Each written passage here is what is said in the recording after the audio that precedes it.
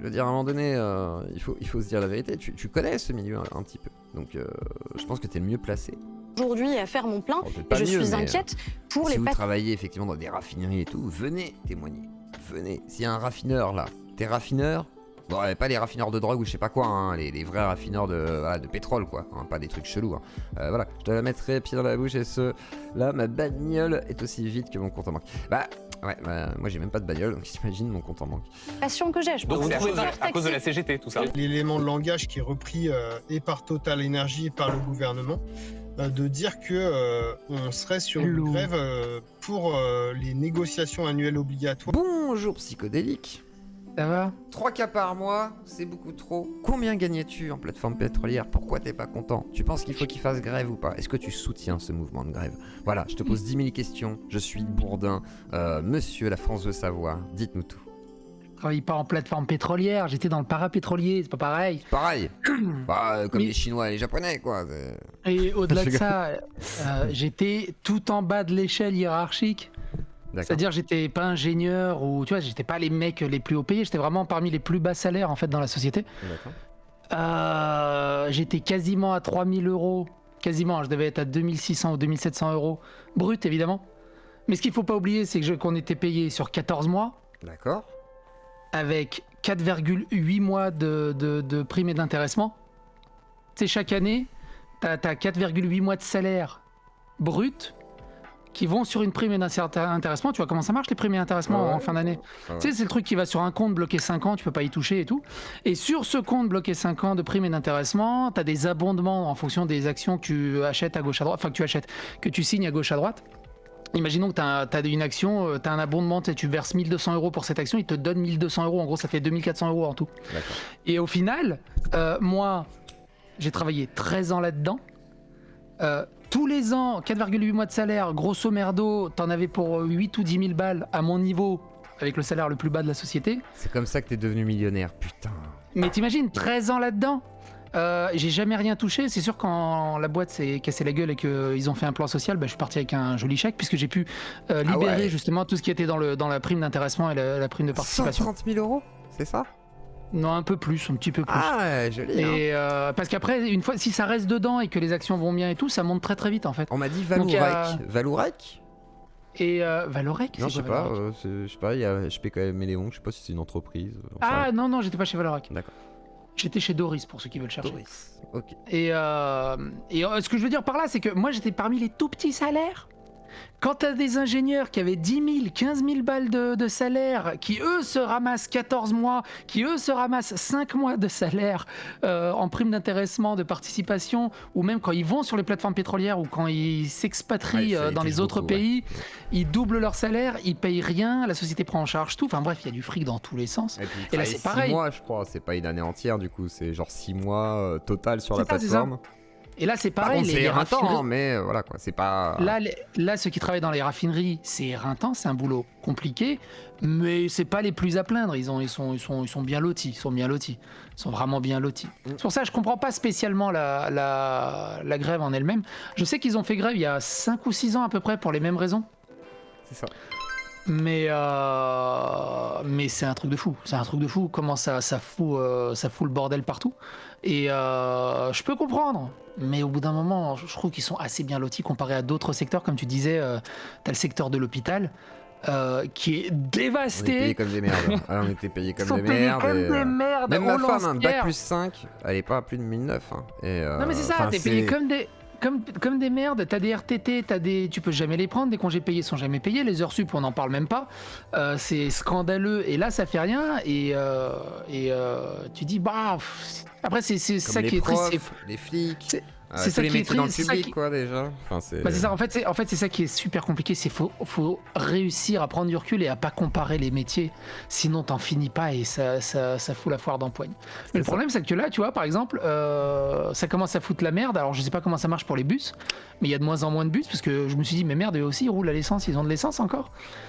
Donc il y a moins de bus, Ce qui est bien, c'est le qu'il y aura bordel. moins de voitures du coup dans la ville Alors, et tout, c'est du plus coup, cool. ma femme qui bosse à 15 bornes, c'est pas loin 15 bornes, hein. Ouais. Mais quand c'est mal Trottinette. desservi par les transports, 15 bornes, c'est chaud. Trottinette Non, Électrique, non ça peut... T'as vu le poids de ma femme? Bon, qu'elle s'attrape non, en deux. mais Non, il lui t'achètes faut une un belle SUV. trottinette. Arrête, t'as la moula, t'as Non, des mais- belles trottinettes électriques ultra solides Non, mais maintenant. même, C'est j'ai des plus, motos, j'ai les plus- trucs. Non, mais j'ai plus 18 ans pour rouler en Non, trottinette. mais t'as des en trottinettes Solex. de malade, hein. Même moi, Non, je me pose mais la non. question quand je vois ça. Ah, On je dirait roule des en motos, SUV, basta, 40 km/h, incroyable. En SUV, c'est très bien en SUV. Ouais, c'est très, voiture très bien. électrique sinon. Après, voilà, ou hybride. Non, voiture électrique, c'est Ça dépend. Pour les c'est une flingue. Pour les courtes distances, c'est pas mal. Après, pour les grandes distances, c'est très Non, mais chiant. même au niveau écologique, au niveau entretien, c'est l'enfer. C'est un gouffre, c'est un enfer. Les voitures hybrides, c'est bien. Les voitures Par hybrides, contre, c'est à la vrai que limite. tous ceux qui vont être obligés de rester en couple parce que leur femme ou leur mari peuvent pas partir au boulot, ça va être dur. Non, mais c'est ça. Donc il y a plein de semaine, trucs, quoi. pour certains.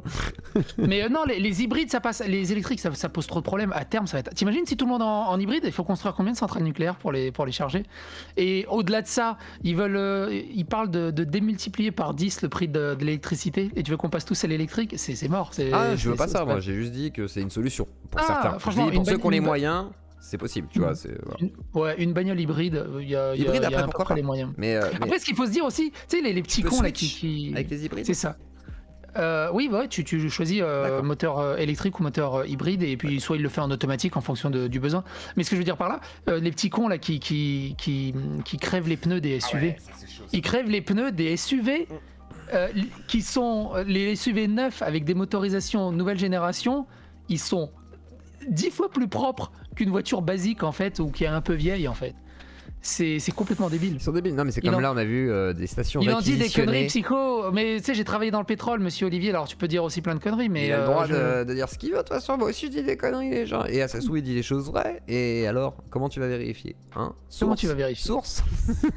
et Et- justement, et- il y en a qui veulent la grève générale, tu vois. Moi, j'ai entendu la même Bad Mulch Mais et oui, tout. non, Il y a mais plein de gens qui fantasment chiant. là, tu sais, genre le Non, mais mouvement il social, non, mais il enfin. fantasme- Et Canard non, mais est dessus, fantasme- hein. Et lui, il Non espère mais que ça arrive. Canard et Bad Mulch, ils fantassent la grève générale, c'est normal, ils vont pas être impactés, ils sont dans leur chambre en slip. Et tout leur boulot, c'est être dans leur chambre en slip à faire des vidéos. Ils ont pas de bagnole, ils ont pas d'enfants, ils doivent pas se déplacer dans le pays, ils ont rien à faire. Tu m'étonnes qu'ils veulent la grève générale, ça va les amuser, ils sont pas impactés.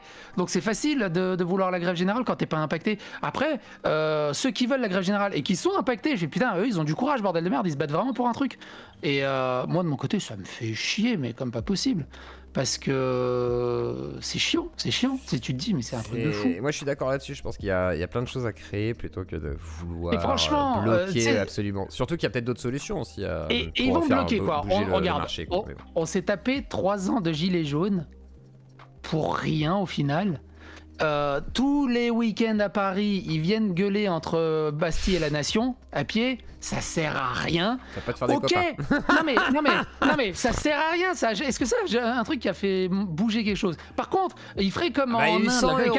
Il y a eu et- 100 et- euros sur les. Tu sais, on a eu 100 euros de prime, Ouh. nous, dans le public. C'est tout ce qu'on a eu. Super. Je te jure qu'on a eu Et ça. tu vois, sur 2 mais tu mois. vois, comme Canard, je suis totalement d'accord avec lui. Bordel de merde, faut faire comme au Bangladesh, comme en Inde. Faut arrêter de marcher. Ah, t'as vu, on a gueulé et tout, c'était génial. On a fait 2-3 ronds-points, c'était génial. Ils prennent d'assaut l'Élysée ou l'Assemblée Oui, nationale voilà. ou des conneries comme Ah, ça. mais ça, ils ont Ils font peur. ils font des vraies actions Ils coup le de feront poing. pas. Ils le feront pas parce que on en parlait avec Anas. C'est un peu ça. Il y aurait pas l'alliance, tu vois. Bon, de- Anas, déjà, il se bat avec du PQ, donc c'est. Non mais Anas Cournif, pas Anas Kazim. Ah, pardon. Mais non, non, arrêtez. Faut que je précise à chaque fois. Voilà, Anas Cournif qui lui, par exemple, tu vois, dirait, bon après il va pas te dire, je m'allie aux fachos forcément, mais en gros tout ce qui est le peuple. Pour les prolos, il se battra, tu vois. Et donc, s'il faut prendre l'Elysée, tu vois, il s'associera à tous ceux qui veulent prendre l'Elysée pour le peuple. Après, si c'est pour la nation, c'est encore autre chose, etc. Là, c'est la dissociation entre la droite Mais- et la gauche, la nation ou le peuple. Mais je me souviens plus très bien, là, je crois que c'était au tout début des Gilets jaunes, ils étaient assez violents. À un moment, il y a Macron qui commençait à courir vers l'hélicoptère, à un moment, Oui, ils étaient bah, pas sûrs, à un moment. Ça, c'est la grande rumeur que ouais, un hélicoptère aurait été rapatrié et que Macron aurait été évacué. Il était là en attente, en urgence. Voilà, donc à voir si c'est vrai. Mais c'est vrai qu'il aurait peut-être eu peur des débordements. Mais après, je pense que ça aurait jamais pu aller plus loin. Parce que c'était pas en fait un mouvement de masse, quoi. Il y a pas eu. C'est pas un vrai mouvement populaire pour moi, les Gilets mais jaunes. franchement, alors les Gilets jaunes, c'est un mouvement de classe moyenne, tu vois. Déclassé. Ouais, il y a eu un peu de tout en fait dedans. Et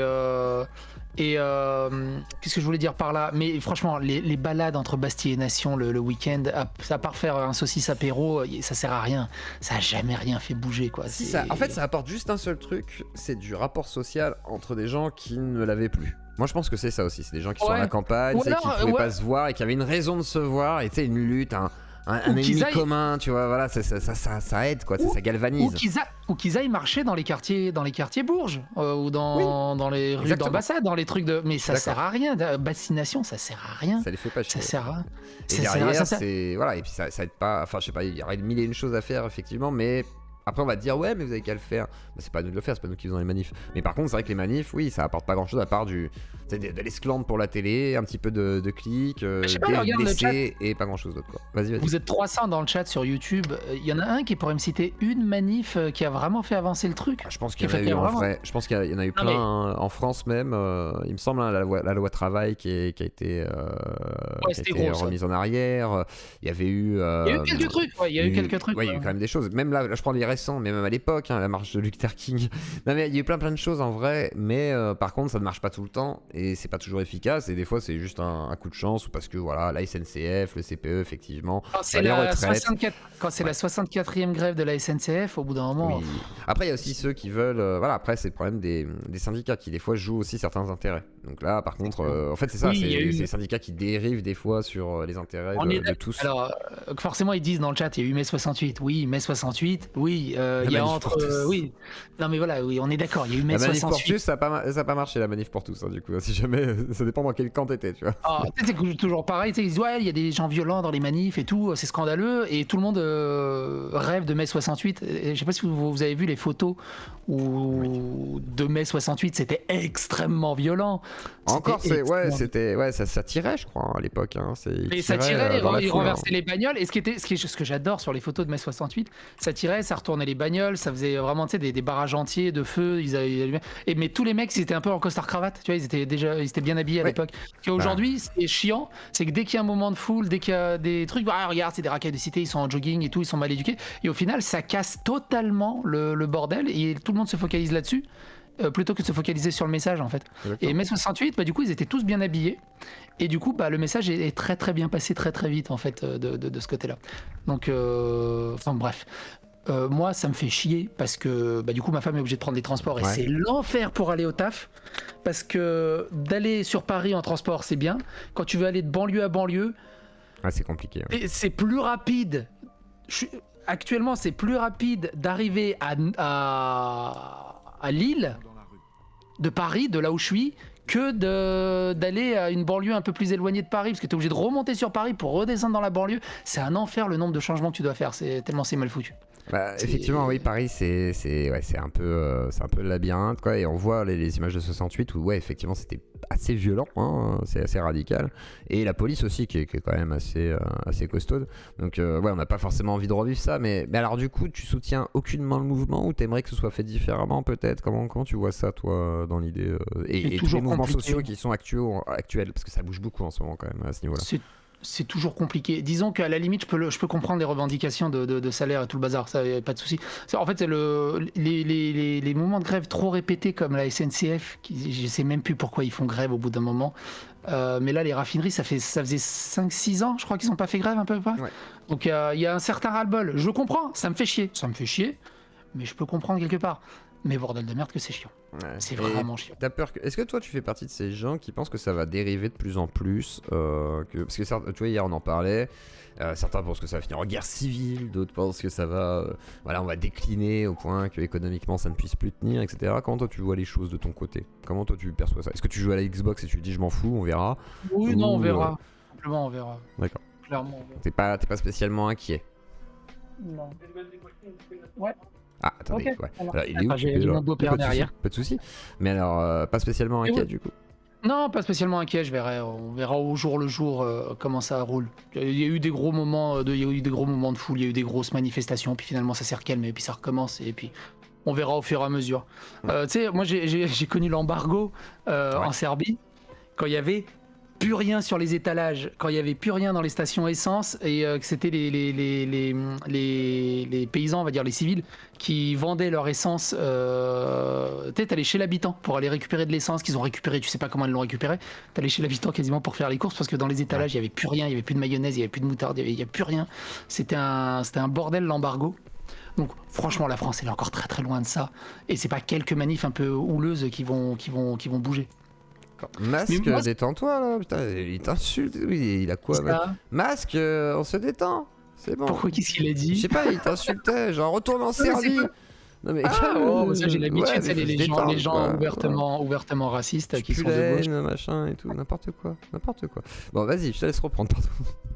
Non, mais ça j'ai l'habitude. Non mais c'est fini avec Wissam là, Aurélien. Encore Non mais c'est pas possible ce Wissam, il a soir, là, rien le dit sur la chat. grève. On n'est pas Wissam, sur il a- Wissam là ce soir là. Il a rien dit sur la grève, Ils Wissam. sont Non, incroyables. par contre, moi ce qui me tue, c'est que on parle tout le temps des grandes villes, mais comment ça se passe dans les Les campagnes? campagnes. Alors moi personnellement, je suis pas. Alors, je suis entre la campagne et une mini-ville. C'est-à-dire que, enfin, une mini-ville, 30 000 habitants, Mâcon, pas énorme.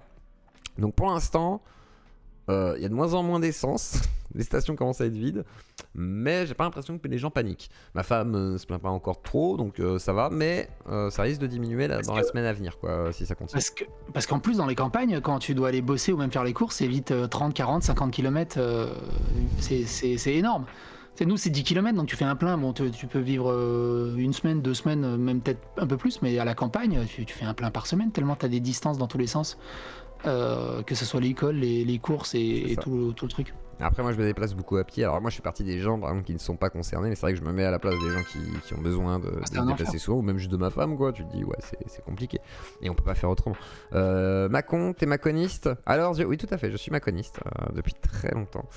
Je soutiens Macon et tout. Voilà, c'est notre projet.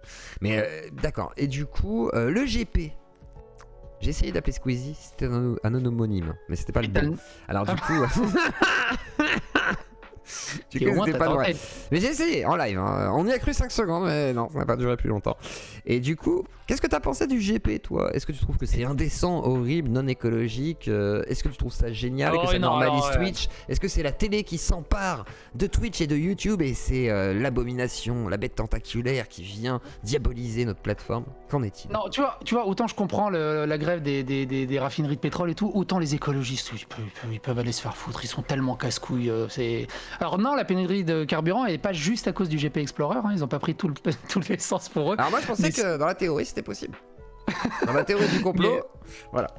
L'expérience est incroyable. L'expérience est incroyable et alors je sais pas comment Squeezie s'est démerdé. Enfin, il y a eu tellement de fric sur la table, on est d'accord aussi. Tu sais, il y a eu NordVPN, il y a eu Oscaro, il y a eu.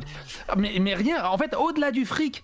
T'imagines de réussir à mettre autour de la table tous les annonceurs, ils disent ouais bah ok je vais faire de la pub en même temps que l'autre fait de la pub et puis on va s'affronter mais si je perds si je gagne. T'imagines il y a toute cette image à gérer, c'était un truc de fou. Tous les influenceurs, toutes les préparations, tout ça, apparemment il y en a ils disaient ça c'était un peu plus de 3 millions d'euros. Et toute la production télévisuelle, on avait vraiment l'impression d'être un Grand Prix du Mans officiel. Ah bah clairement oui là c'est les budgets sont sur Twitch. Je crois qu'il parlait de 75 caméras. Je sais pas si tu te rends compte, qualité télé, c'est un truc de fou. Un studio de dingue, 1 million de viewers en temps réel, donc il y avait au moins 10 ou 15 millions de personnes de passage. Bah, ils ont fait des stats ils ont fait des plus grosses stats qu'une chaîne de télé en fait. Et du coup, j'ai vu des tweets de professionnels de la télé qui disaient ouais mais voilà, eux qui se plaignaient que la télé c'était impersonnel et tout, ils font exactement comme nous. Et ils sont pas contents, ils disent ils reprennent nos codes. En même temps c'est les codes du sport quoi, c'est difficilement faisable autrement. Donc, mais c'est incroyable, 40 000 spectateurs, non, mais c'est incroyable. 1 million de personnes en direct sur Twitch. Ça veut dire plus que ça de passage sur tout le live, donc c'est impressionnant. Est-ce qu'il va avoir le courage de réitérer l'année prochaine, parce que c'est des mois et des mois de préparation? C'est compliqué. Après, c'est peut-être un projet en one shot, hein, qui sait, ou sinon dans quelques années, tu sais. Parce qu'il a quel âge? Il a quel âge Squeezie? Il est jeune, hein, il est jeune. Il est jeune. Une trentaine d'années. Le mec, il a déjà fait de la musique, c'est une superstar. Je pense que ça doit être l'un des plus gros youtubeurs de France maintenant. Avec Ardisson qui doit manger son sel. Ouais, là, il doit être dégoûté. Là. Ouais, Ardisson à l'époque, souvenez-vous d'Ardisson qui se foutait de sa gueule en mode Internet, hein, Squeezie, les petites blagues et tout. Et maintenant, en fait, Squeezie, c'est un ponte, quoi. Donc, compliqué, quoi. Et du coup, tu penses que ça démocrate. Enfin, est-ce que tu penses que ça légitimise Twitch et YouTube un petit peu ou pas, malgré tout? Ou ce sera compliqué pour les médias? Pas que ça légitimise Twitch ou YouTube, mais plus que ça légitime les influenceurs, en fait. Pour moi, il y a vraiment les mauvaises graines d'influenceurs à 2 balles, tu sais, de télé-réalité qui sont souvent dénoncés par Booba. Tu sais, les Magali Berda, les trucs de télé-réalité où ils sont vraiment. Ouais, il est invité chez nous, enfin vraiment le truc, le fond du voilà, et l'autre côté des influenceurs en disant putain voilà, il y a Zerator du côté caritatif, du côté event, maintenant, et Squeezie avec cet événement, ils ont montré qu'ils pouvaient vraiment organiser des trucs hallucinants et que c'était pas juste des mecs en slip dans leur chambre, c'est aussi des mecs en slip dans leur chambre, mais il y a un niveau qui est hallucinant et aussi au-delà de ça. L'indicateur que ça a envoyé au reste du monde, que ce soit aux États-Unis ou en Espagne, qui sont encore en train de bouffer du sel en disant oh, regarde ce qu'ils ont fait les Français, pourquoi nous on fait pas ça, qui ont la haine. Ah, l'Espagne, ils nous détestent depuis l'histoire du Mais là, Pixel War, là, c'est encore pire que tout. Quoi. Et tu vois, ce qui est drôle, c'est que l'Espagne, ils ont toujours pas compris. Il y a le plus gros, je sais plus comment ils s'appellent, là, les deux plus gros espagnols qui nous détestaient pendant la Pixel War. Ils ont directement tagué Red Bull Espagne en disant hey, nous, pourquoi nous on fait pas ça, regardez ce qu'ils ont fait et tout. Mais Squeezie, il a pas fait ça, il a pas tagué en mode hey, s'il te plaît, fais quelque chose. Non, il a pris la pelle, il a creusé, il a fait un projet de dingue. Bah, c'est vrai que oui, c'est un projet impressionnant. Et elle se fait où la course déjà Mais c'était pas au Mans. Au Mans, voilà. Donc, il me semble que c'était au Mans. Ouais, c'était le petit circuit du Mans. Je crois qu'il me semble que c'était le petit circuit du Mans. Et ça a fait mieux que des tournois de F1 mondiaux, quoi. Enfin, comme Suzuka, des trucs comme ça, semblerait-il. C'est écrit ça. Donc bon, c'est quand même assez fou. Et Villebrequin qui gagne. Alors, qu'est-ce que ça t'a fait, toi, de voir Villebrequin gagner? Est-ce que t'as été comme Dany, là, à être oh, allez, Sylvain, vas-y. J'étais dégoûté que Pierre se mange son accident aussi vite. Sylvain, mais c'est un taulier, quoi. Le mec, je sais pas comment il fait pour être aussi bon et aussi performant. Alors après, il fait 50 kilos, donc forcément ça aide un peu. Mais je crois que les bagnoles étaient lestées pour faire exactement le même kilo. Mais il est balèze, il est vraiment balèze. Et c'est le taulier du YouTube game, hein. Villebrequin, tu feras pas mieux. Tu feras pas mieux pendant un bon moment, quoi. Je sais pas si on peut pas faire mieux, mais c'est dans le style automobile, effectivement. Alors, c'est le taulier. Par contre, la bulle automobile, parce que Villebrequin est très détesté dans la bulle automobile de l'autre côté. Eux, ils ont pas été invités au Formule 4. Ça doit tellement les faire rager, mais ils en parlent pas beaucoup. Après, mais ils doivent tellement ranger leurs freins. Il y a une sorte d'hégémonie. D'hégémonie, ouais, d'hégémonie évidemment. de Villebrequin. C'est aussi ça, peut-être aussi. Parce que moi, j'avais entendu que. Alors, moi, j'ai entendu des rumeurs sur Villebrequin. Je ne sais pas si elles sont fondées. Mais voilà, tu sais, genre un peu les trucs, tu sais, que Thomas Sirix pouvait dire à l'époque dans ces trucs, tu sais, genre des gens qui seraient un peu imbus de leur personne, avec leur public, très portés sur l'argent, je sais pas quoi. Après, moi, je sais pas d'où ça sort. Ouais. Enfin, j'ai entendu la rumeur, mais je ne sais pas si c'est vrai, fondé, machin, à quel point ce serait réel ou pas. Et c'est très compliqué de jauger ça, quoi. c'est clair, parce qu'en fait, ils sont tellement connus aussi que bon. En fait, c'est pas ça, ils sont tellement connus, mais ils sont toujours dans des vidéos scriptées, en fait, et tu le vois jamais, en fait. Il y a des gens qui le voient un petit peu, je crois, il y a des rencontres, etc. Donc il y a un petit peu du contact avec le public, mais je ne sais pas. Alors, après, on me dit rumeur de rageux, peut-être. Le seul petit indice que j'ai, c'est que lors d'une convention rétro, j'ai un copain, il m'a dit sa sœur avait eu s'était fait draguer par Sylvain. Ah, d'accord. Donc peut-être. En bon terme. D'accord, En c'était bon gentil, terme, mais apparemment, voilà, non, gentil, et il était super sympa et tout ça. Je me suis dit, ouais, non, mais il a l'air sympa. On peut pas voir l'exclusivité d'un drama là, putain. De toute façon, je suis trop biaisé. C'est comme si tu me demandais des bails sur Jeremy Clarkson de Top Gear. C'est mort. C'est un peu comme moi avec toi, quoi. Je suis un peu biaisé, je suis gentil avec toi, quoi. Non, mais après, même pas. En plus, j'essaye d'être honnête quand même. Je pense qu'on en fait quand même trop avec toi. Alors du coup, est-ce que tu trembles? Est-ce que tu as peur? Car prochainement, tu vas te faire attaquer par quelqu'un sur YouTube. Ah bon? Tu le sais ou pas? Non. Le canard réfractaire. Ah oui, il a dit qu'il préparait un truc sur moi, mais alors, même pas un angle d'attaque, ni un teaser, ni rien. Bah non, mais j'ai envie de savoir. Moi, déjà, j'aimerais bien qu'il réponde à Richard sur Terre, parce qu'un chasseur qui débunk un canard, je trouve ça rigolo. Et il a bien débunké, semblerait-il, après. Il a bien débunké. J'ai pas tout regardé encore, faut que je prenne le temps de regarder. Moi, j'ai regardé, je comprends rien au monde de la chasse. Oui, c'est aussi ça. C'est donc, ok, il a débunké des trucs, je lui fais confiance à Richard sur Terre, parce qu'il est assez carré dans son taf. Mais je vais pas dire, ah oui, là, il a raison, là, il a pas raison, j'en sais rien du tout. Je suis allé une fois à la chasse avec mon grand-père. J'ai tué un arbre, je crois que c'est à peu près tout. C'est déjà ça, tu me diras? T'as tué un arbre, fais gaffe. Hein. Ça va être interprété, ça. Oui, non, mais non.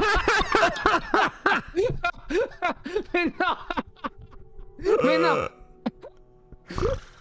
Oh là là. Pardon, excusez-moi. Petite blague, désolé, on dérape. Alors vas-y, donc t'as tué un arbre, Richard Soda, donc canard, t'as peur ou pas de ce qu'il va faire? Parce qu'il a dit qu'il allait t'attaquer avec un nouvel angle. Enfin attaquer. Un nouvel pas angle attaquer, d'ailleurs.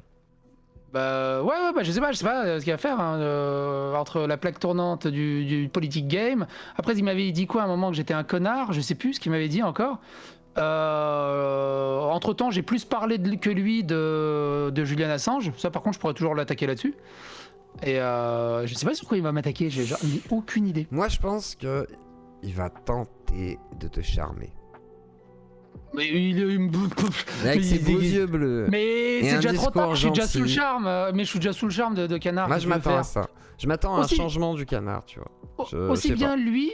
Ouais, mais il a déjà tenté cette approche. Donc s'il veut innover, il va falloir faire autre chose. Autant lui qui est le gros en Bretagne. D'ailleurs, en fait.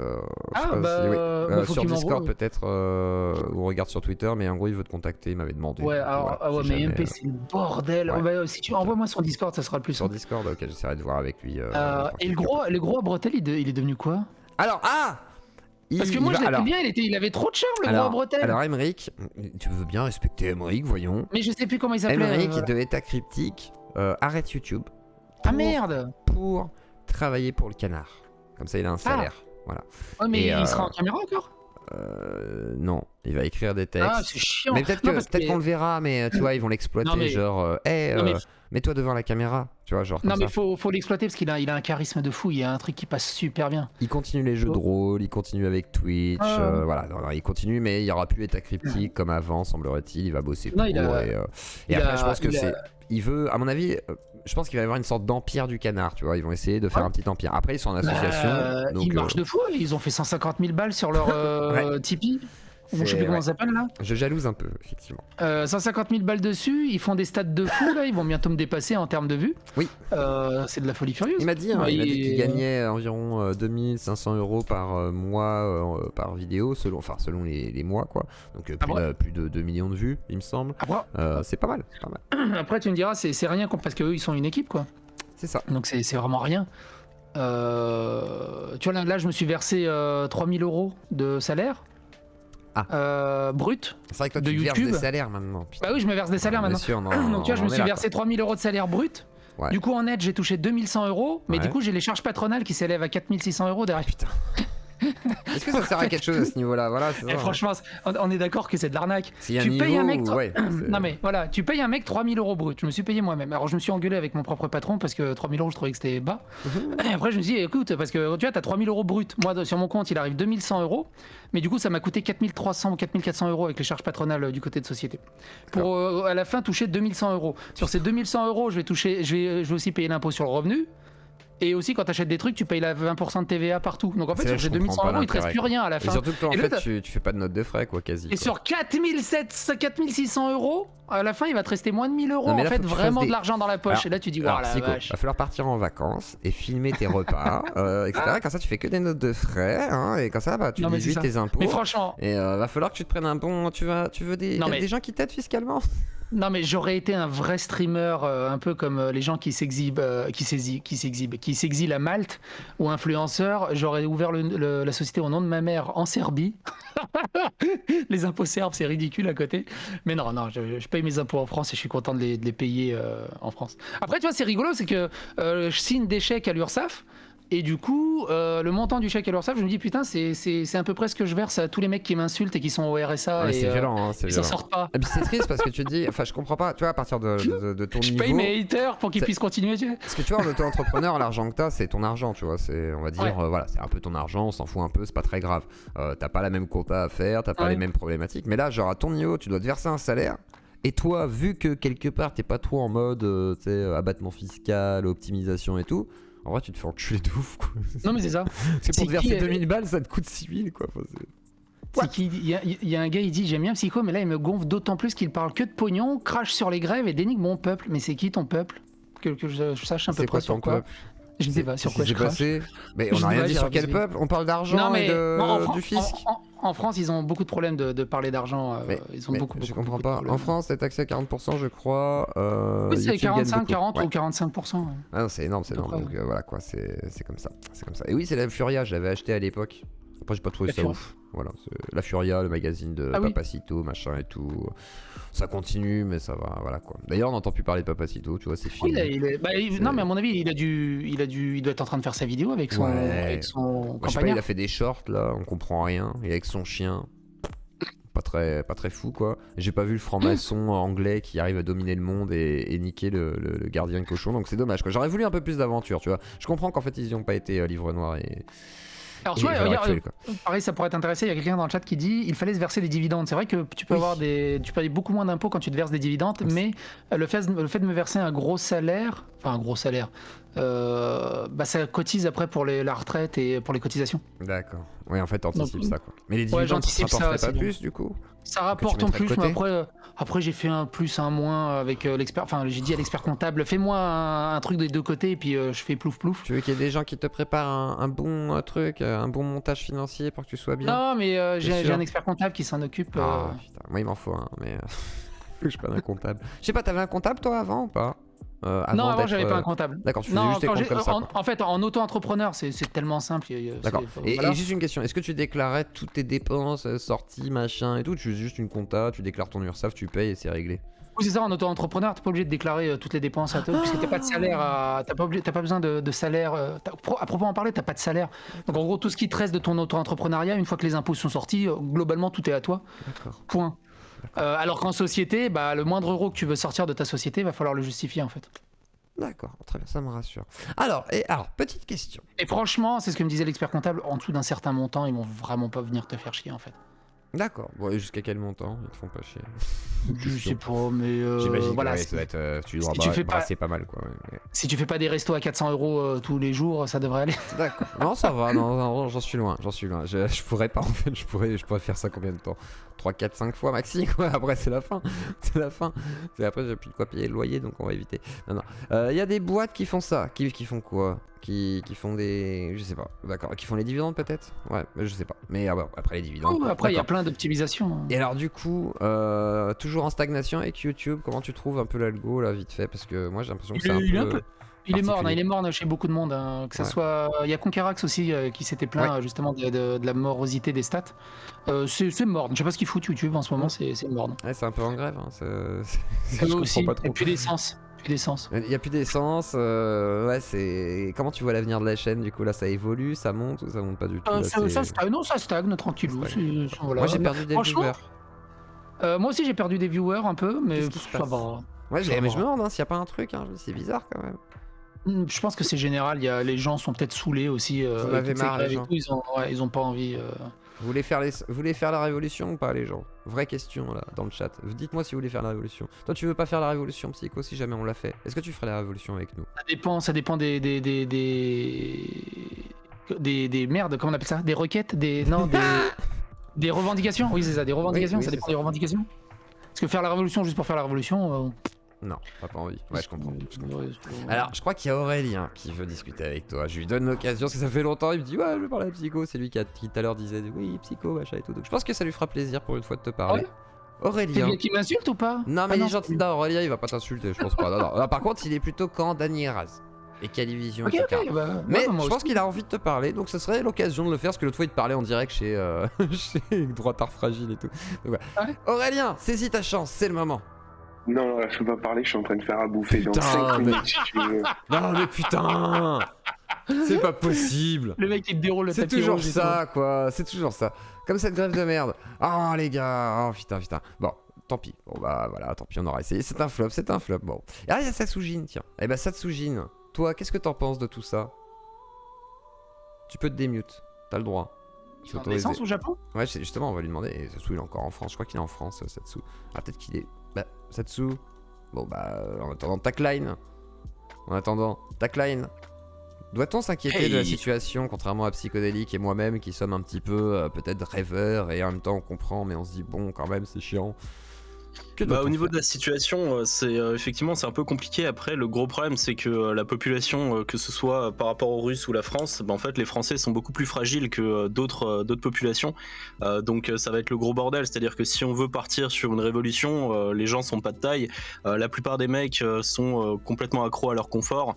Ils sont complètement en mode genre la forêt ça fait peur, les insectes, oh mon Dieu, il fait froid, la neige elle est trop molle.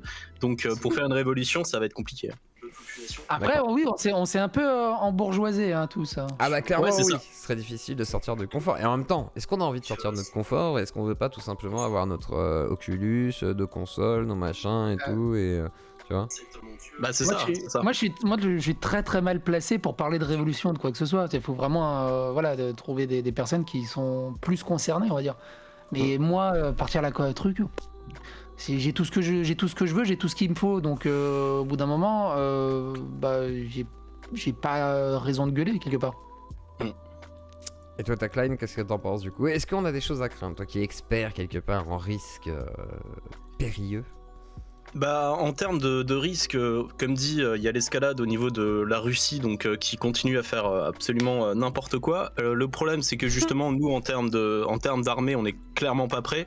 Faut savoir que même les Russes, qui sont, comme dit, beaucoup plus rustiques que nous, ils font des erreurs complètement connes, comme par exemple laisser la géolocalisation sur Snapchat, ce qui a causé la mort de plein de gens, parce que malheureusement, il suffit d'avoir, par exemple, des applications comme Tinder ou autre, et de choper la géolocalisation des mecs pour les flinguer. En France, ça va être une hécatombe si jamais ça part plus loin. Et le problème, c'est qu'on a une armée qui n'est pas du tout apte à une guerre sur le territoire. Ça fait beaucoup trop longtemps qu'il n'y a pas eu de guerre sur le territoire. Les moyens donnés à l'armée ne sont pas du tout c'est vraiment le bordel. En plus de ça, on donne des canons César, on donne plein de trucs à l'Ukraine, mais nous, en fait, on se prépare pas, contrairement, par exemple, à l'Allemagne qui augmente ses budgets en mode ah putain, ça risque d'être un peu compliqué, donc on va peut-être filer un peu d'argent à nos soldats. Un expert, il y a que la France qui a arrêté le service militaire, ou les autres pays où ils continuent de le faire, non? Alors c'est pas un arrêt du service militaire, c'est juste une suspension de la conscription. Sauf que la problématique, c'est que la conscription marchait très bien à une époque justement où la technologie était beaucoup plus simple.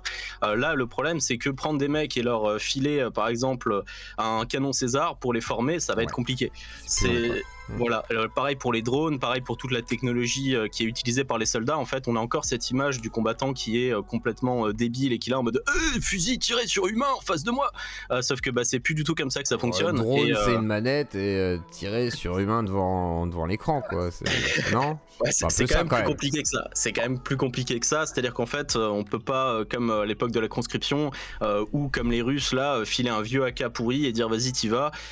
C'est pas du tout pareil. Après, la conscription, comme dit, est juste suspendue, donc elle peut tout à fait revenir. Mais suspendue il y a depuis 20 ans. Ouais, mais c'est comme dit, elle n'a pas été supprimée, donc ça veut dire qu'en fait, on peut revenir à une conscription très rapidement, quoi. D'accord, mais les autres pays n'ont pas suspendu. Par contre, dans les autres pays, ils continuent de faire leur service militaire quand ils ont 17 ans, 18 ans, pendant 6 mois, 1 an, 18 mois. En Serbie, c'est 18 mois. Ouais, sur beaucoup de pays, effectivement, ça continue, même en Suisse ou autre, donc ça reste... La Belgique a suspendu le service militaire en 92. Ah oui, donc la Belgique aussi l'a suspendu, d'accord. Ouais, il y a des pays qui le suspendent, il y a des pays qui ne suspendent pas, effectivement, ça dépend. Mais ça reste quand même quelque chose de très intéressant parce que ça permet justement de travailler la notion de rusticité, d'avoir un premier rapport aux armes. Parce que le problème en France, c'est que le rapport aux armes, il est aussi problématique parce que les gens ne maîtrisent pas l'outil. Souvent, ils vont être tireurs sportifs, mais ils savent pas se déplacer, ils savent pas faire de tir en déplacement parce que c'est interdit. Donc ça pose des soucis. Alors qu'en Serbie, par exemple, une AK, ça reste un truc, voilà, c'est une AK, c'est pas problématique. Quoi. Voilà, c'est ça. Alors qu'en France, tu files un fusil à pompe à quelqu'un, il va se dire mais qu'est-ce que c'est que ce truc, j'ai jamais vu ça de ma vie, quoi. Et non, c'est Tico et dit classique, tu vois, genre truc qu'on voit tous les jours. Je rigole. Non mais voilà. Je sais. Vas-y, Tico. Et que je veux dire, oui, mais ces histoires de circonscription, ça veut dire que s'il y a la guerre en France, on peut pas être appelé en fait pour le. Tu sais, parce que dans les autres pays, t'es appelé. T'étais un homme, t'es appelé. Et d'ailleurs, en parlant de ça, il y a Joe Biden qui vient de dire aux États-Unis, non, mais même vous êtes trans. Vous êtes des femmes maintenant, mais vous êtes hommes de naissance, vous venez, hein. Vous venez quand même. À la guerre, tant que vous avez vos couilles, merde, vous venez vous battre. Après, ça dépend, s'il n'y a plus de coucougnettes, peut-être que là, on peut faire un... mais du coup, donc on peut plus être appelé ou on peut être quand même appelé en France? Bah, en fait, comme dit, en France, ce qui peut se passer, c'est que justement la conscription, elle se remet en place très rapidement, et dans ce cas-là, tu vas être appelé. C'est-à-dire que tous les gens qui sont dans les critères d'aptitude, ou même hors critères d'aptitude, par exemple les Russes, hein, ils prennent tout le monde, même si te manque limite une jambe, c'est pas grave, tu ramperas vers l'ennemi, hein, c'est la vie. Mais voilà, donc en gros, en quelques semaines, c'est largement possible de passer de pas de conscription à on t'appelle et on dit tu vas dans tel régiment, tu récupères un vieux FAMAS pourri et let's go. Et voilà, et tu vas sans formation. Ah, ça va être Camelot le machin. Et toi, t'as fait le service militaire, Psycho? Ou pas? T'as fait le service militaire? Non, moi j'étais si je dis pas de bêtises, j'étais la première ou la deuxième année qui avons été exemptés du service militaire. J'ai juste fait la journée d'appel à la défense. D'accord, ok. Ah, comme moi. Okay. Ouais. Donc effectivement. Mais non, pas planqué, c'est la réalité. Alors, cette Soujine. C'était à partir de. Salut Psycho, salut Diop. Excusez-moi, j'ai été absent quelques secondes. Pas de soucis. Alors, du coup, toi, inquiet par tout ça? Comment tu perçois un peu moi, j'aurais tendance à m'en foutre de façon générale, hein, de tout.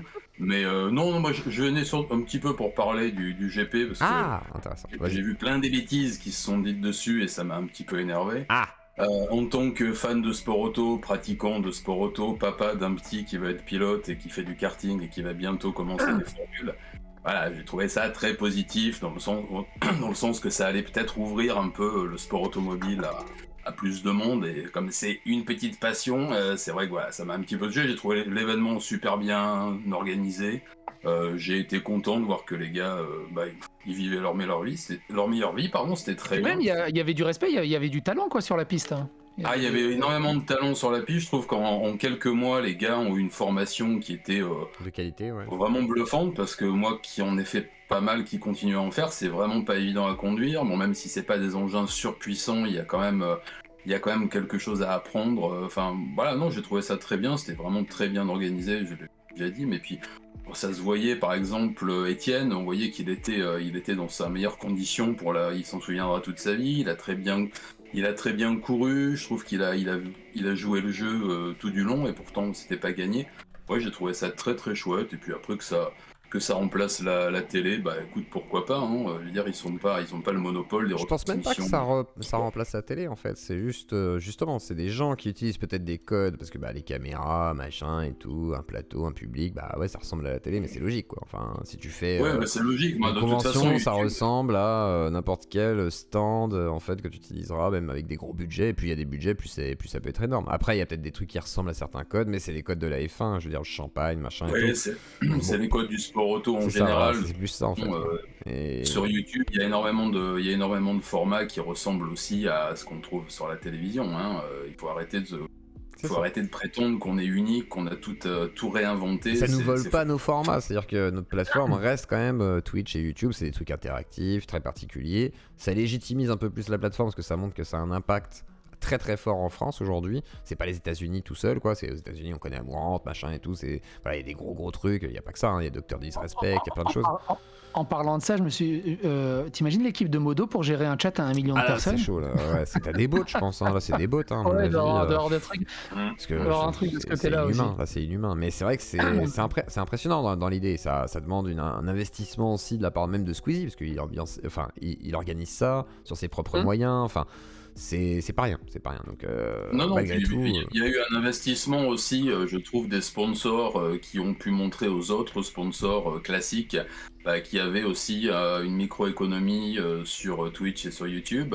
Rhino Shield, NordVPN, d'ailleurs j'ai rejoint la team NordVPN, alors dis pas de mal de NordVPN. Ça y est, c'est cool ça. Ouais, c'est bien, écoute, je suis le premier content vu la démonétisation de masse de ma chaîne. Attends. T'as réussi à avoir ton... Faut vraiment que je demande à Arnaud aussi le contact. Faut que je vois pour NordVPN. Mais ok. Et c'est dur les conditions de NordVPN ou pas? Parce que toi aussi t'as CyberGhost VPN, Psycho? Ouais, j'en ai les 4. Ça m'intéresse, hein. En plus ils gardent pas les données personnelles, il paraît qu'ils sont propres, donc... Après moi, à titre personnel, je comprends pas l'intérêt d'un VPN, sauf si c'est pour regarder des films qui sont pas sortis chez nous, ça s'arrête à ça. Ouais, après, voilà, ouais, mais moi, franchement, les confidentialités et tout, je m'en fous du... Il paraît qu'ils sont propres en plus, CyberGhost, t'as de la chance, donc voilà. C'était vraiment pour faire l'OPSP, voir comment ça marchait, c'est assez rigolo à faire, c'est assez rigolo. Ah oui, c'est sympa. Mais il y a plein de conditions quand même, ça c'est pas trop chiant pour toi, ça. C'est pas trop chiant pour toi Satsu, vu les sujets que tu traites? Si, un petit peu, disons que ça retarde beaucoup la sortie des vidéos parce qu'il faut que ça passe par le comité d'approbation, donc il faut éviter... c'est un enfer. il faut éviter d'aborder certains sujets, il faut que, bon, ils vont pas sponsoriser toutes les vidéos non plus, ils veulent voir la vidéo avant pour savoir s'il n'y a pas des sujets trop touchy. Comment tu fais avec tes vidéos, ça? Je fais avec beaucoup de difficultés, en fait, je pèle, j'enlève les aspérités, et puis après, Parce que même moi, j'en ai chié des bulles pour trouver des sujets où Cyberghost pourrait passer. Mais alors toi, j'ose même pas imaginer. Non, mais c'est compliqué. Alors, après, j'essaie de faire des spots rigolos pour les mettre avant, sachant qu'une vidéo d'1h30, ils vont probablement pas la regarder en entier, donc je peux me permettre peut-être des trucs vers la fin, voilà. Mais j'essaie de faire des spots marrants, j'essaie de faire des trucs un peu comme les autres, quoi. Moi, j'ai l'impression que les sponsors NordVPN, Rhinoshield et compagnie que les camarades font sont en général plutôt sympas. Puis c'est ce qu'ils demandent aussi, hein, qu'on fasse preuve d'originalité dans les spots, parce qu'elles passent aussi devant une com, il faut respecter certains critères, et voilà, il y a pas mal de choses, et je vois, assez contraignants. Ça paye bien, voilà. D'accord, ça paye bien? Ouais, ça va. Ah putain, faut vraiment que je m'y mette. Ça dépend combien tu négocies en fait avec eux. Ouais, voilà, il faut négocier, t'as un petit contrat d'1 mois pour tester ou de 4 vidéos. Faut qu'on en parle en privé, comme ça tu me diras déjà combien. Parce qu'il faut que je sache un peu combien tu te fais payer, comme ça moi je sais à peu près avec ma chaîne ce que je peux espérer, tu vois. Et puis après, tac, je discute avec eux et je fais bonjour NordVPN, salut. En même temps, c'est un peu technique tout ça. Quoi? Bah quoi, c'est intéressant? Très intéressant. Oui, non mais là je vois les sous briller dans tes yeux, je comprends. Mais quoi, j'ai le droit de poser des questions? C'est normal, il faut qu'ils ça intéresse les gens. Bon, mais les gens ils sont pas débiles. En off. Mais les gens, mais les gens ils sont aussi intéressés de savoir comment ça fonctionne YouTube, les sponsors, etc. Ils sont pas débiles. Ouais, et puis pour se payer des F4, il faut travailler. Voilà, exactement. Pour se payer un yacht, aller au resto et puis payer 4 000 € de charges sociales pour que. Non mais dis donc, michto. Mais c'est pas michto, c'est juste que c'est logique. C'est logique. Tu fais ça une fois ou deux dans l'année, voilà. Oh, on fait un sketch Pollux. Oui, on pourrait faire un sketch. C'est vrai qu'on pourrait faire des sketchs comme ça où il râle et tout, et moi je suis là. Ça serait marrant. Flic et le bon flic, ouais. C'est ça. Non, mais surtout qu'avec Pollux, des fois c'est assez rigolo. Non, on s'en tape. C'est naturel en fait. Vous êtes chiant. Bon, attendez, il y a Sandy qui voulait parler d'essence justement. Hello. Alors Sandy, non. Je t'ai entendu. Hein. Non mais putain, mais comment on va faire? Un yacht, rêvez pas, un yacht ça vaut 1 million d'euros, le mètre linéaire. Oui, mais alors, attends, Sommel, moi, dans mon idée, dans mes rêves les plus profonds et utopistes, je veux être milliardaire. Millionnaire serait déjà un bon début, mais milliardaire, voilà, je serais content, comme ça je pourrais virer Pollux, qui arrête pas de dire arrêtez de parler de pognon, je lui filerai 1 million d'euros, je lui dis ferme ta grande gueule, il sera là, il se taira, il aura sa valette. Il ira la cacher et surtout il déclarera rien comme ses chefs qu'il a vendus. Ce serait digne selon mes valeurs. Dealer de chef de parking Carrefour là, c'est pas possible ça. Sandy. Bonsoir tout le monde, bonsoir Azzy ou Claudie. Écoutez, bonsoir à toi. Je viens en fait en tant que RH et ancienne gilet jaune. Intéressant. Voilà. Ah oui, j'ai déjà reçu en plus, il me semble. Oui. Non, jamais, c'est la première fois. D'accord, vas-y. Alors, voilà. Vas-y, explique-nous par rapport au sujet donc des raffineurs, me semble-t-il. Exact. Ce qui est délicat en fait dans la situation actuelle, c'est que les salariés, eux, sont menés par les syndicats qui les représentent et c'est entre guillemets le jeu. Mais d'un autre côté, les ressources humaines de leur entreprise vont être dans la position où ils ont des impératifs, des objectifs annuels et surtout des délais de négociation qui sont prévus par la loi et par les entreprises en fonction de leur branche. Voilà, ça c'est déjà un premier point.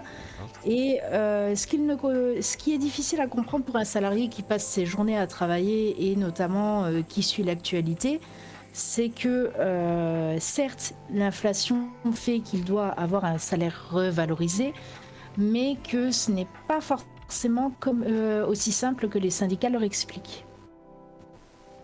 Ce qu'il faut savoir aussi, c'est qu'en vrai, les syndicats ne sont pas toujours les vrais défenseurs des salariés, dans le sens où nous, RH, je dis toujours qu'on fait un métier de connard, mais avec le sourire. Parce que d'un côté le patron pense que on va toujours aller mendier pour les salariés et de l'autre les salariés pensent qu'on est les chiens du patron. La réalité c'est que nous on doit garder l'équilibre entre les besoins de l'entreprise pour qu'elle reste pérenne, les besoins des salariés pour qu'on garde les talents et les compétences et ce que prévoit la loi. Dans le cas des raffineurs, je comprends tout à fait qu'ils revendiquent, mais ils n'ont peut-être pas choisi le bon moment, car la seule chose qu'ils vont gagner, malheureusement, c'est déjà d'être réquisitionnés et d'avoir une intervention des forces de l'ordre sur leur piquet de grève, ce qui est tout à fait possible et qui, je pense, va arriver peut-être soit demain, soit après-demain, dans le meilleur des cas. Il y a encore des mains et des yeux qui vont voler. D'accord, ouais, encore de la manif et encore de la répression, forcément, ce qui est logique, malheureusement. Voilà. Et malheureusement pour eux, les syndicats qui les représentent, notamment la CGT et FO, sont en réelle perte de crédibilité vis-à-vis des RH, parce que, pour vous dire, dans le milieu, FO, par exemple, c'est facilité obligatoire. Voilà. Parce qu'en fait, tous ces syndicats désormais politisés ont tendance à défendre même l'indépendable, et on a tendance aussi à assister à beaucoup de copinage. Moi, je serais les salariés en réalité, et vraiment je dis ça en tant que personne qui a connu et le salariat et le chômage, mais aussi les milieux militants et les ressources humaines. Il faut vraiment, à tout prix, se débarrasser des syndicats, en fonder d'autres, dépolitiser et gagner en crédibilité en sachant être éduqué à la loi, la réalité des enjeux d'entreprise et les besoins du salarié. D'accord. Voilà. Il faut vraiment arrêter, quand on est dans les syndicats, de défendre un salarié, par exemple, qui a commis un vol, qui a mangé le cheval, qui s'est fait gauler, qui a la queue qui dépasse, et de vouloir négocier qu'il ait qu'un avertissement au lieu de se faire virer, quand d'autres ont vraiment besoin d'une vraie défense et ne se font pas virer. D'accord, effectivement. Tu me permets Oui, je te laisse intervenir, Tom. Pardon, Tom, vas-y. Oui, j'avais juste, par rapport à ce que l'intervenante vient de dire, mais il y a les comités d'entreprise qui existent. Ils ne sont pas forcément attachés à un syndicat. Et justement, c'est de plus en plus compliqué d'avoir ce genre de comité où il y a des salariés qui, eux, pensent vraiment salariat et pas juste syndicat. Il faut savoir que j'ai été témoin de plusieurs cas où des salariés qui n'étaient pas syndiqués rentraient dans les comités d'entreprise et en fait, les syndicats les aggro et les finissaient par les faire rentrer en leur promettant des petits avantages entre copains. On est d'accord, je suis d'accord avec toi, les syndicats c'est la mafia, l'origine c'est OFA, quand on se renseigne un petit peu, on sait très bien que c'est un système mafieux, malheureusement. J'en avais déjà débattu avec Anas d'ailleurs il y a quelques mois, mais moi ayant été délégué du personnel pendant quelques années, je n'étais pas du tout syndiqué ni rattaché à un syndicat et ça se passait à merveille. Alors j'imagine que dans des grosses structures, ça doit être plus compliqué en effet. Exact. Pour ma part, j'ai travaillé dans l'automobile et je peux vous dire que, exemple simple qui démontre comme quoi les syndicats sont vraiment un poison pour la défense des salariés. Nous, on a annoncé qu'on allait robotiser les lignes, donc fatalement supprimer des emplois. Au lieu de défendre les salariés, les syndicats se sont inquiétés que leur porte de bureau donnait à côté des toilettes. Ah mais c'est normal, hein. C'est avilissant quelque part, hein, d'aller voir les gens qui vont faire caca à côté, et les odeurs. D'accord, ok, ouais, donc les préoccupations des syndicats. Mais moi j'ai du mal avec les syndicats, hein, je vous dis. Moi j'ai un rapport avec le syndicalisme qui est très particulier. J'ai toujours l'impression que c'est des gens qui essayent d'avoir des avantages dans une boîte, qu'ils soient titus ou pas, qui jouent avec ce côté, voilà, on se soutient entre nous, même si la personne elle est peut-être pas à soutenir à 100%, on va la soutenir parce que face au grand patron, etc. Mais il y a quand même des trucs qui se posent comme question. On pose une question. J'ai une question juste avant, c'est peut-être que c'est pour toi Sandy. C'est une filiale a-t-elle son propre bilan social? Le bilan social de Total Energy ne représente qu'un quart de l'effectif en France. Voilà. Donc c'est la question. Moi je sais pas, je saurais pas quoi dire. Donc, ça te parle, C'est compliqué parce que n'étant pas de Total moi-même, je ne connaîtrais pas les structures et il se trouve que aujourd'hui les entreprises ont d'excellents techniciens, notamment au niveau comptable et fiscal, qui leur permettront d'optimiser leurs finances et notamment leur bilan et autres outils. pour avoir une structure, et en fait on a une multitude de structures possibles. Donc comment Total s'organise, je l'ignore, mais je pense qu'en fait il y a une paire de fois, enfin ce qui serait logique pour eux, c'est de effectivement utiliser un groupe mondial et puis de le diviser en différentes structures pour ensuite justifier qu'ils n'ont pas les budgets. D'accord. Alors, il y a quelqu'un qui me dit, tu vois, elle a un discours trompeur. Un employé, même s'il est en faute, a des droits. Ce qu'elle sous-entend, c'est que le droit du salarié, tu t'en fous, tu sanctionnes sans prendre en compte les droits à la défense. Ensuite, elle justifie des licenciements suite à une automatisation. Pardon. Qu'est-ce que tu en penses? Qu'est-ce que tu as à répondre par rapport à ça? Je comprends tout à fait la frustration que ça peut générer, mais il faut savoir et rappeler un point, c'est que l'entreprise, le monde de l'entreprise n'est pas le monde du social. On est obligé d'y intégrer une certaine dimension sociale dans le sens où les lois nous y obligent, mais les entreprises, et malheureusement c'est ainsi, sont là pour être pérennes, et pour être pérennes, elles sont obligées d'être en croissance constante. Je peux vous dire que moi, si j'ai quitté le domaine des ressources humaines, c'est justement parce que je n'avais, au bout d'un moment, ça je vais peut-être donner une info, mais la date de péremption des RH en moyenne c'est 35 ans. Et il se trouve que c'est pas facile d'exercer ce métier quand tu dois annoncer à un père de famille qui a 3 gosses que tu dois le virer parce qu'il a plus de boulot, parce qu'il n'y a plus de boulot pour lui, quoi. Comme je dis, on fait vraiment un métier d'enfoiré, mais avec le sourire. Et oui, je comprends tout à fait, mais quand un salarié a volé et que tu sais qu'à Pôle emploi, il y a des milliers de gars qui pourront le remplacer et qui, eux, seront reconnaissants d'avoir du job, au bout d'un moment, tu penses à la pérennité de l'entreprise, tu penses au fait que le gars-là, il t'a bien embêté et que, de toute façon, il n'est pas interdit qu'il recommence. Bien sûr, Mais il y a une justice pour ça. Si l'employé a volé, il doit passer devant les tribunaux et il sera sanctionné. Donc là, ça veut dire que tu parles d'une justice interne à la boîte. Il faut savoir que effectivement, dans le monde de l'entreprise, il y a ce qu'on appelle un règlement intérieur. Il y a aussi le code du travail qui entre en jeu.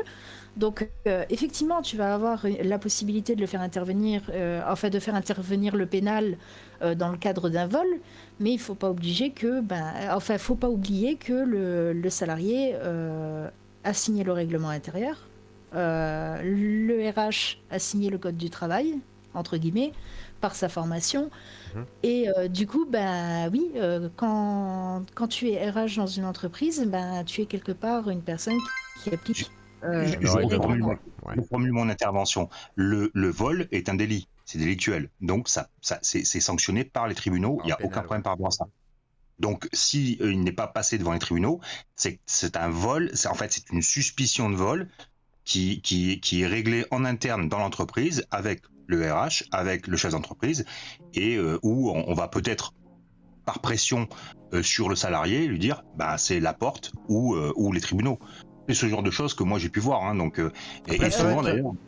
Vas-y, je te laisse terminer, pardon. Vas-y. Non, c'est bon. C'est bon, toujours. Pardon, excuse-moi, je voulais pas. C'est pas aussi simple, hein. Je me permets. Après, c'est vrai que t'es quand même dans une position de RH, c'est-à-dire que t'es juste en dessous. En fait, t'es entre le marteau et l'enclume, quoi. T'es entre les employés, ouvriers, qu'importe, qui sont présents, que tu dois sélectionner ou que tu dois virer, ou que tu dois réprimander ou orienter. Parfois, ça dépend s'il y a un bon cadre ou pas, ça va dépendre. Derrière, surtout, t'es obligé de faire marcher la boîte pour le patron. C'est pour ça que tout à l'heure tu parlais de faire toujours perdurer les bénéfices, etc. Enfin, ce que génère l'entreprise. Alors c'était un discours de patron, oui, parce que c'est le rôle du RH, malheureusement, c'est ça qui est horrible. Après, c'est le problème de la méthode de management qu'il y a derrière aussi. C'est-à-dire que moi, je pense qu'il y a un gros souci là-dessus. Mais vas-y. Pardon, en fait, ce qui est très compliqué à comprendre vraiment, c'est que à côté de nous RH, nous avons vraiment le poste le plus compliqué dans le sens où, effectivement, nous devons faire correspondre 3 mondes différents. Le monde du salarié, qui lui, son travail lui permet de se nourrir, l'entreprise qui, elle, doit progresser, sinon elle ferme, et la loi. Et selon les pays, va varier et peut être plus ou moins en faveur du salarié. Pour vous dire, là, maintenant, je suis frontalière au Luxembourg. On ne fait pas autant de cas au moment de virer quelqu'un. Et pour revenir à l'histoire du vol, certes, il y a le tribunal et le fait que c'est un délit, mais c'est très compliqué. On va dire qu'il y a la notion de faute en fait qui rentre en jeu pour nous RH. Et on va devoir déterminer si le salarié a commis une faute sans le faire exprès ou s'il l'a commis dans l'intention de nuire. Or, on est en droit, en tant que gérant d'entreprise, de ne pas garder un salarié qui nous nuit. Voilà. Ouais, j'entends bien. Après, c'est vrai que c'est compliqué, parce que plein de gens vont se dire, oui, mais il nuit selon le point de vue du patron, de l'état d'esprit de la boîte et tout, mais voilà. Mais vas-y, Tom. Juste ce vieux dicton qui dit quand tu veux tuer ton chien, tu dis qu'il a la rage. Et si un patron veut se débarrasser de son employé, il a rien de mieux qu'à faire que de lui coller n'importe quelle faute fictive, imaginaire, avec le témoignage d'ailleurs de certaines personnes très complaisantes à l'égard de la direction. Et malheureusement, le RH va être obligé d'appliquer la règle sur des fondements qui ne tiennent pas debout, en fait, au regard du droit. C'est ça que je voulais dire par rapport à... Ça peut être le vol, ça peut être n'importe quoi d'autre. Hein. Et c'est vrai que c'est ça qui, pour moi, est très compliqué. Et le poste de RH, en effet, est mal vu à cause de ça. D'ailleurs, il y a beaucoup de ponts, bizarrement, je sais pas si tu pourras le confirmer, entre les agents comptables et le poste de RH, et que souvent les boîtes promeuvent les comptables au poste de RH, quand ils n'arrivent pas à trouver la personne qu'il leur faut. Donc le côté comptable, ressources humaines, comme si l'humain était une ressource exploitable, c'est ça qui agace les gens. Les gens ne sont pas dupes, ils le savent très bien. Et surtout ce qui agace, excuse-moi de couper, mais c'est surtout le discours. Il faut mettre en... Quand tu dis je suis le point central entre trois mondes, le monde de l'entreprise, etc., le monde social, et en fait, il n'y a aucun point possible, en fait. C'est le patron qui domine aujourd'hui le salarié, et quand on dit que l'un a besoin de l'autre, etc., c'est absolument faux. Aujourd'hui, le patron n'a pas besoin du salarié, il peut en trouver 50 autres derrière, et il est là le problème. Donc, en fait, il n'y a pas de lien possible. Il n'y a pas de, comment dire, de zone où laquelle il peut y avoir un consensus, par exemple, que ça se passe bien. Non, la plupart du temps, c'est dans l'intérêt des patrons, et c'est ça qui heurte. C'est plus tellement vrai aujourd'hui. Pour te donner une idée de l'actualité au niveau des RH, que je continue à suivre malgré tout, parce que c'était mon métier de cœur. On parle aujourd'hui de grandes démissions, de quiet quitting, où en fait des salariés qui ont des talents, qui ont des connaissances, des fois des salariés qui ont une ancienneté colossale et qui donc sont de véritables bibles d'informations pour les entreprises, décident du jour au lendemain que c'est bon, assez de se faire exploiter. Et puis en fait ils se cassent et ils mettent leur entreprise dans la merde. Donc tu vois... En plus de ça, je vais parler d'un autre phénomène qui est que, contrairement à ce qu'on pense, c'est pas facile de virer un salarié en France. J'ai moi-même travaillé sur des dossiers qui vraiment étaient compliqués et au final, on a gardé les salariés alors qu'on voulait les virer parce que c'était le prud'homme assuré. Et il faut savoir qu'au prud'homme, le doute profite aux salariés. C'est bien l'intérêt de protéger les salariés pour un CDI, parce que la plupart du temps, on est des variables d'ajustement, et le CDI a été fait justement pour éviter qu'il y ait qu'on soit des variables d'ajustement à ce point-là. Donc, si ça pose tant de problèmes, il faut embaucher plus de CDD, payer plus cher, etc. Mais en fait, c'est que les patrons ne veulent pas assumer d'embaucher les gens. Et après, ils se plaignent de pouvoir les virer, quoi. Et après, il y a Semaine qui dit en principe, tu le vires, tu payes 30 000 et c'est réglé, quoi. Maintenant, oui, il y a un plafond sur le prud'homme, oui. Il y a aussi un autre problème, parce que moi, par exemple, je suis justement patron et donc j'emploie des gens. Le fait de trouver des gens qui sont aptes à réaliser ce qu'on leur demande, qui sont capables de le faire correctement dans les temps, qui sont agréables, qui sont tout simplement efficaces dans leur mission, ça c'est très compliqué. Moi, je le vois, par exemple, je travaille avec un monteur qui est carrément devenu mon associé. J'en ai eu des dizaines qui sont venus, tous des turbo-merdes, vraiment, et du coup, je devais faire leur travail à leur place. Donc, trouver des gens qualifiés aussi, c'est très compliqué du point de vue du patron. C'est ça. C'est compliqué et ça demande beaucoup de patience aussi, parce que tu as plein de gens qui vont te solliciter, qui vont essayer aussi de venir et qui ne sont pas compétents, et toi ça te fait perdre du temps aussi. Donc c'est vrai qu'il y a plusieurs positionnements. Après, quand tu es une grande entreprise, Je pense que, je sais pas, c'est un peu différent, mais effectivement, c'est peut-être les mêmes problématiques malgré tout. Hein. Alors, vas-y, je peux te donner un chiffre. En moyenne, à l'époque où j'exerçais, un recrutement coûtait environ 5 000 €. Comment on définissait ça? On définissait le temps passé à étudier les CV, sachant que pour une annonce, un RH reçoit par jour, je vais dire une bagatelle, 200 CV à étudier, et je peux te dire que plus de la moitié, si c'est pas les 3/4, vont partir à la poubelle. Après viennent les entretiens téléphoniques où là tu vas tout simplement avoir des gens qui vont te dire ah bah oui mais moi je veux pas travailler tel jour parce que j'ai aquaponé. C'est vraiment très compliqué de recruter, et là je vois je vois pas les noms, c'est Tacline, c'est ça? Tacline. Pourquoi tout le monde m'appelle Tacline comme si j'étais Jacqueline? On est en Tacline. Ça ressemble, Tacline, c'est très bien. Appelle-moi Jacqueline, ça ira. Jacqueline. Mes excuses. T'inquiète. Exactement. Mais voilà, Tagline par exemple, qui explique donc sa difficulté à recruter, il pourra sûrement confirmer qu'il a beaucoup de gens qui sont désormais plus attirés par un équilibre vie pro, vie privée, ce qui se comprend, hein, mais parfois ça génère des abus, et ça peut aussi générer des effets pervers, donc des patrons qui n'ont plus confiance, donc qui ne vont plus embaucher en CDI parce que trop compliqué de les virer. Ça peut aussi avoir des gens on peut aussi avoir des gens qui eux vont dire moi, et ça j'en ai vu des pères, et surtout chez les jeunes, qui disent moi si je suis pas chef, je viens pas bosser, et si j'ai pas 4000 balles sur la table, ça m'intéresse pas non plus. Ou alors là, à l'heure actuelle, l'une des valeurs qui se négocie largement dans le recrutement, ça va être le télétravail.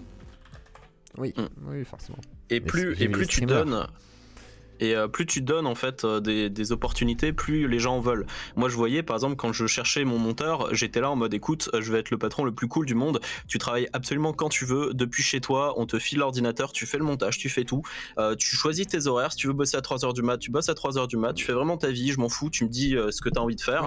Et même là, fait, quoi, voilà c'est ça, c'est en gros on était là en mode voilà tu fais telle mission, on s'arrange et tout, si tu veux travailler depuis tel pays on s'en fout, on gère, si tu veux travailler depuis tel endroit, si tu veux bouger et tout, et même comme ça il y a des gens qui me disaient oui mais du coup j'aimerais bien être payé plus, machin truc, tac, j'aimerais ça, et en fait ouais c'est ça, c'est plus tu leur proposes des solutions qui sont quand même ultra arrangeantes, plus les gens veulent plus et ne sont pas en capacité de comprendre que l'offre en question, la plupart des gens seraient très heureux de travailler depuis chez eux comme ils veulent, avec juste des missions à gérer et enfin voilà, d'être vraiment cool avec eux quoi. Après, tout le monde n'est pas capable de s'organiser non plus à domicile, etc. Il y en a plein qui sont pas faits pour ça en fait, hein. C'est très dur. Hein. Et on s'est aperçu avec le Covid que c'est pas non plus l'idéal parce que en fait c'est les gens préfèrent garder les enfants par exemple. Les enfants nuisent un peu au travail, à la concentration. C'est un double boulot et on se retrouve avec des gens qui sont un peu surmenés. Non mais je suis d'accord, mais ça fait partie quand même d'une grande majorité des gens qui ont des enfants. Et c'est vrai que quand tu es en télétravail, bon, à part les ligoter, je vois pas comment trop faire. Ah non, en fait, faut pas les ligoter. On peut pas faire les deux en même temps, vous voyez bien. S'occuper d'un enfant réellement et travailler réellement, on peut pas faire les deux, on est bien d'accord. Tu sais quelle a été la plus grande difficulté pour les RH au moment de l'installation du télétravail ? Savoir si les gens ont des enfants. Non, ça a été déjà de prévoir tout ce qui était relatif à la sécurité des données traitées, donc entre guillemets, éviter que le conjoint de ta comptable voit ton bilan sur son PC, et aussi tout simplement la question de, il faut savoir que la loi prévoit que le patron doit fournir du travail à son salarié. Si le salarié n'est pas équipé, est-ce que c'est au patron de lui donner de quoi travailler? Ben oui. Eh ben, pas forcément du point de vue de la loi. On doit lui fournir un travail à faire, mais par contre, on n'est pas forcément obligé de lui fournir si je dois construire un avion et que je ne veux pas le faire chez moi, Il y a des choses au bout d'un moment, je ne vais pas pouvoir m'équiper. Ah non, Triskel, on filme pas ses enfants sur YouTube, ça fait pas assez de thunes. Tu gagnes combien avec tes gamines? C'est bien gentil de demander quand c'est possible au final d'acheter un PC parce que les gens peuvent se le payer, mais au final c'est pas logique. En fait, c'est à l'employeur de donner les outils pour travailler. Moi, je vois pas l'intérêt. Au bout d'un moment, j'ai pas de tour, je peux pas faire de soudure. Il y a des choses que je ne peux pas faire parce que je vais pas pouvoir m'acheter des postes à souder à 10 000 €. Donc au bout d'un moment, c'est un peu ridicule cette excuse. On est en train de nous sortir, oui, tu peux te le payer. Non, en fait, non, on peut pas tous payer non plus. C'est pas une excuse. Par contre, ce qu'il faut savoir, c'est que l'employeur peut, et là c'est vraiment, je parle d'un point de vue purement juridique, il y a le pouvoir et devoir. On peut aider, on ne doit pas aider. Donc si l'employeur il a envie d'être casse-pied, c'est exactement comme les gens qui ne vont pas pouvoir venir au travail parce qu'ils n'ont pas le plein. Tu fournis le matériel, ce n'est pas dépendant de leur non, mais c'est que tu fournis le matériel, du coup, tu veux qu'il y ait du rendement. Tu te dis, bah voilà, t'es l'employé, moi je te donne le matériel, par contre tu fais le taf. Et c'est logique. C'est genre, moi, si je veux demain un monteur, et que je dois le payer, et que vraiment, tu vois, voilà, alors à moins que ce soit un gars, tu sais, qui est en freelance, que je paye, donc au contrat, c'est différent. Mais si moi je l'emploie, je considère que c'est à moi de lui fournir le matériel pour bosser dessus. La logique le voudrait, mais par contre, la loi déjà ne t'y oblige pas. Et en plus de ça, j'ai envie de te dire, je vais te donner un cas tout bête. T'as un salarié, tu es un bon patron, mais tu gagnes pas des milliers des cents comme Tagline. Tu lui fournis le PC, tu le ramènes jamais. Je suis pauvre. Mais oui, non, mais ça nous sommes pauvres. Ouais. Alors vas-y, tu disais, pardon, j'ai mal entendu du coup. Pas de soucis, tu lui fournis le PC, il te le ramène jamais, tu fais comment? Bah oui, mais bon, t'as des employés que tu connais bien. Ils sont en télétravail, c'est à eux que tu fournis le PC, tu fournis pas à celui qui est intérimaire, tu vois, tu le fournis à ceux qui sont là depuis longtemps. Tu mets un avenant, tu niques sa mère, oui, non, oui. Tu mets un avenant au contrat en disant que tout matériel non restitué sera facturé le prix d'achat et retenu sur salaire. On n'a pas le droit. On n'a pas le droit, On n'a pas le droit. Et même si tu veux péter les genoux, tant pis. Parce que, attends, quand un employé fait une erreur, on n'a pas le droit de lui reprocher non plus, je peux comprendre, mais pour autant, quand volontairement il ne rend pas un matériel qu'on lui a donné, pour moi ça me paraît logique qu'il soit condamnable, non? Alors en fait, il n'a pas le droit. Vas-y, Tagline. En fait, même si... Jacqueline, merci quand même. Excusez-moi. Merci. En fait, le gros problème aussi, c'est que effectivement, admettons que tu aies le droit de l'attaquer en justice. Tu l'attaques en justice, la justice va prendre énormément de temps, on parle de plusieurs années, quoi qu'il arrive, de frais que tu vas devoir sortir. Donc si tu es en galère parce que le mec t'a pas rendu un PC portable et que donc du coup tu es en galère pour 1200 balles, et ben en fait tu vas être en galère pour payer l'avocat, tu vas être en galère pour payer tous les frais qui te seront sûrement remboursés parce que tu auras raison, mais dans 3 ou 4 ans. Donc tu fais comment quand tu es une petite entreprise? C'est bien là où on voit qu'il y a un problème et que les forces de l'ordre devraient pouvoir agir dans certains cas dans les médias. Et en fait, quand il y a un vol manifeste, moi je regarde, par exemple, je suis fonctionnaire. Si on a vraiment besoin de me réquisitionner, les flics viennent chez moi et ils connaissent très bien mon adresse. Et donc ils vont venir me prendre pour que j'aille travailler. Et ça, je ne pourrais rien y faire. Donc pourquoi les flics ne feraient pas la même chose avec des choses comme ça, où les gens ont du matériel chez eux en télétravail qui peuvent coûter des dizaines de milliers d'euros, ou je ne sais quoi, à ce moment-là, c'est un bien de l'entreprise, il faut le défendre comme si l'entreprise avait été fracturée. Non ? Alors à ça, moi je le vois comme ça. Simplement qu'on est dans un état de droit et que du coup, on ne peut pas faire ça. Et je vais te dire, même en tant que RH, on n'a même pas le droit de leur faire de saisie sur salaire pour du matériel qu'ils ont volontairement détérioré. Quand je travaillais dans le bâtiment, on avait des mecs, leur portable leur plaisait plus, ils le faisaient tomber dans la bétonneuse et ils disaient j'ai besoin d'un nouveau portable. On pouvait rien faire, on devait leur filer le portable, c'est tout. D'accord. Bon, c'est la merde, les gars. Je ne sais pas. J'ai pas de solution. Mais il y a Dolgur qui voulait s'exprimer sur le sujet. D'ailleurs, je vais lui laisser la place parce que je vais aller me nourrir. Mais merci beaucoup de m'avoir accueilli. Merci de ton témoignage. C'est intéressant d'avoir aussi des gens qui soutiennent un petit peu l'employé, enfin l'employeur et tout. C'est intéressant d'avoir comme point de vue ce côté-là. Le plus gros problème. Et en plus, gilet jaune. c'est qu'en France, en fait, on est un pays d'exception. Et en fait, on met des exceptions sur des exceptions qui répondent à des intérêts de certaines minorités. On va être un coup sur les cheminots, un coup sur les médecins, un coup sur les trucs de Total, un machin. Et en fait, c'est ça qui pose problème.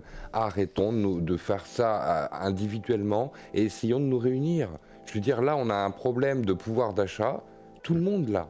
Que ce soit un médecin, un gars Total. Pour ceux qui n'ont pas de problème de pouvoir d'achat, vous pouvez me faire des dons d'ailleurs. Parce que les autres, bah non. Mais ceux qui n'ont pas de problème, allez-y. Parce qu'effectivement, j'ai trop de scrupules, comme me dit Enarf. J'ai pas fait de titre assez putaclic. Donc voilà, faites des dons. Voilà, la moula, c'est important. Pour ceux qui l'ont déjà, partagez-la si je vous le souhaitez pour la Claudie. Pour que ça dure des années et que je sois encore là et encore là et encore là. Et sinon, je vais mourir. Et j'assassinerai ma poule. En sacrifice rituel. Pas de poule. Et l'une des minorités les plus actives. L'une des minorités les plus actives, ça reste les patrons. Et en fait, je croyais que t'allais dire les arbres et tout. Les arbres, je rigole, c'était une blague.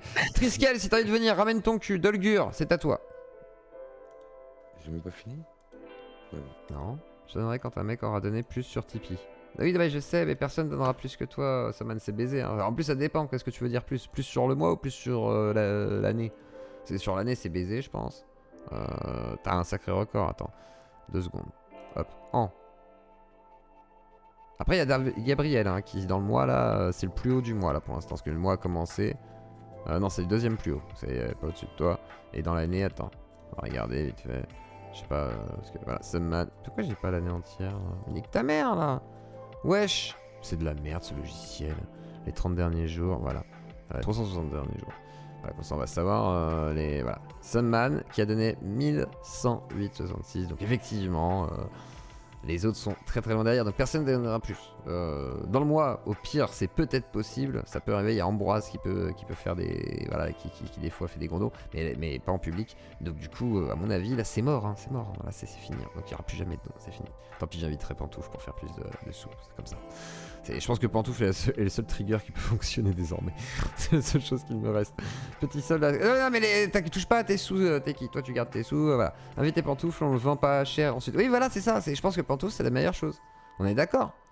Oui, c'est vrai que les gens sont un peu défaits. Ah, voilà. Faut parler d'argent en fait. Hein. Merci, Arinis. En fait, c'est ça le problème. En fait, vous savez, c'est quoi le problème? C'est ce que je disais à chaque fois. Je suis obligé de faire ça. Et même de discuter avec Sunman qui va lancer un peu la machine en disant ouais mais les gens sont un peu radins quand même, moi je donnerai pas tant que les gens donnent pas. Et il a raison quelque part parce que sinon les gens ils ont la flemme, ils se disent pas attends je vais prendre ma carte bleue, faire un petit effort parce que j'aime bien cette émission et tout, je vais soutenir parce que peut-être que ça lui coûte quelque chose. Voilà quoi, c'est vrai que les gens ils s'en foutent. Alors un peu de pole dance si jamais en récompense, que bon là c'est 100 bits, je vais pas danser pour 100 bits mais je veux dire un peu plus. D'ailleurs à 10 kbits vous avez Papacito. Dans la Claudie, c'est-à-dire que à tous les 10 kbits, il y a la tête de Papacito que vous pouvez utiliser en smiley, la petite référence, et merci à Rinis. Donc voilà, 1108€, MDR le sim. Mais non, c'était la soirée Mulch, plus tout l'été en fait, hein. Donc voilà, de juillet à septembre, voilà, il a un petit peu, comment on appelle ça, tryhard, et tout, il avait fait un concours avec Alex Bagné, mais il y a aussi Ambroise, hein, qui a un bon score aussi, voilà. Il y a un leader. Il y a que les donateurs à moi 0, bien sûr. Et ça compte pas les bonbons et la poupée du coup. En plus c'est pas toi qui as payé, c'est Yann. Donc moi je dis ça, je dis rien. Mais voilà. J'ai même pas payé les frais. Il m'a donné 100 €. C'est Yann. En tout. C'est Yann. Donc voilà, il y a Yann qui a un bon score. Il y a pas mal de gens dans le leader, hein, mais après c'est sur l'année, tu vois. Après et c'est vrai que celui qui a un peu trust le truc, c'est Salman le soir de Mulch avec Bagné, quoi, avec Alex. Comment? Quand on compte en heures de présence et de soutien moral ainsi que de relève... Ça ne se monétise pas, ça, bien sûr que non. Mais je sais bien que ça ne se monétise pas. Bien sûr que non, c'est un don personnel de mon En vrai, tu le sais en plus. Tu le sais que je te reconnais cette qualité. Même, alors pas qualité d'animateur, mais qualité de combleur de trous. De community manager? Non, de combleur de trous. Non, le truc, c'est que tu fais des lives longs comme les tiens. C'est l'ambiance perçue la première heure qui accroche le public. Donc démarrer par des trucs full consensuels, c'est suicidaire. Non, mais t'as raison. Faut que je commence par des trucs très durs. T'as raison. Non, mais t'as raison. Non, mais en plus, je l'ai bien fait hier. Et aujourd'hui, j'étais là, et tout. Et je me suis dit, comment je vais amener le GP? Et je me suis dit, allez, je vais amener ça comme ça. Et c'était compliqué. Et puis petit à petit, on a glissé. Et j'aurais dû directement taper dans le dur. T'as raison. Non, mais t'as raison. Faut que je revoie un peu la ligne. Mais je suis en train de revoir la ligne. Hein. Est-ce que vous remarquez que je revois... Attendez, juste avant Dolgur. Est-ce qu'il y en a qui remarquent que je revois un peu la ligne éditoriale? Vous voyez le côté théâtral un peu plus? Pas vraiment, non. Quoi? Ok. Bon bah faut que je bosse plus. Dans les invités... Non mais les invités c'est autre chose ça. Ah bah tu verras la semaine prochaine. Par exemple, comment tu organises tes émissions? Ça n'a pas vraiment changé. On n'a pas, par exemple, on parle depuis très longtemps de faire des petits interludes où en plus ça te laisse libérer du temps de choses qu'on pourrait mettre pour faire des pauses ou des gens pour discuter ou je ne sais quoi. On avait parlé de plein de on choses. en a parlé. Non, moi j'ai rien. J'avais dit que j'enregistrerais des sessions Discord off à la limite, mais c'est différent. Mais c'est. Mais déjà des interludes où les gens y parlent, je ferme ma gueule, je dis rien pendant des heures des fois. Je suis bien d'accord. Eh ben alors mais le truc, c'est qu'il faut créer tout ça. Après, on a eu des idées. Après, il faut, pour changer la ligne éditoriale, et voilà, pour vraiment la changer, il faut. Donc, Psycho en entrée de live, oublie de rien.